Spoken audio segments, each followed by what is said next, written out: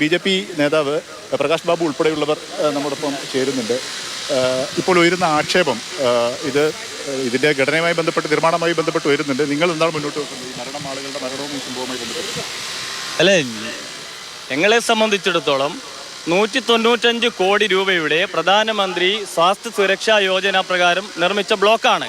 രാജ്യവ്യാപകമായിട്ട് block നിർമ്മിച്ചു കൊടുത്തിട്ടുണ്ട്. ഈ മെഡിക്കൽ കോളേജിൽ ഏറ്റവും വലിയ നിർമ്മാണ പ്രവൃത്തിയാണ് ഒരു കേന്ദ്ര ഗവൺമെൻറ്റിൻ്റെ ഭാഗത്തു നിന്ന്. അപ്പോൾ ആവശ്യമായിട്ടുള്ള സംവിധാനങ്ങളും സൗകര്യങ്ങളും ഒരുക്കേണ്ടതാരാ? കേരളത്തിൻ്റെ ഗവൺമെൻറ്. അതിവിടെ ഒരുക്കിയിട്ടില്ല. ഇന്നലെ ഇവർ ഇവിടെ വന്ന വിശദീകരണം ഇവിടെ ഓവർലോഡാണെന്നാണ്.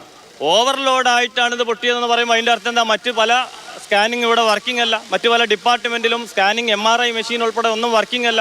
അപ്പോൾ സംവിധാനത്തിൽ വേണ്ട പര്യാപ്ത രീതിയിൽ ഇത് ഒരുക്കാൻ ഇവിടുത്തെ സംസ്ഥാന ആരോഗ്യ വകുപ്പ് പൂർണ്ണമായി പരാജയപ്പെട്ടു. മാത്രമല്ല, ഒരു റോഡിൽ ഒരു ആക്സിഡന്റ് നടന്നാൽ ഓടിക്കൂടിയവർ അവരെ പരിക്ക് പറ്റിയ ഒരു ആശുപത്രിയിൽ കൊണ്ടുപോകും.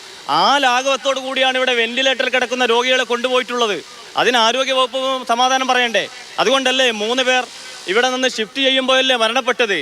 അപ്പോൾ അത് സ്വാഭാവികമായിട്ടും with proper care and caution ഇല്ലാത്ത, പരിശീലനമില്ലാത്തവർ എടുത്തു കൊണ്ടുപോയതിൻ്റെ ഭാഗമായിട്ടാണ് ഈ മരണം സംഭവിച്ചിട്ടുള്ളത്. അതുകൊണ്ട് കുറ്റമറ്റ രീതിയിലുള്ള അന്വേഷണം, പൊതുസമൂഹത്തിന് ബോധ്യമാകുന്ന തരത്തിലുള്ള അന്വേഷണമാണ് ഇവിടെ നടത്തേണ്ടത്.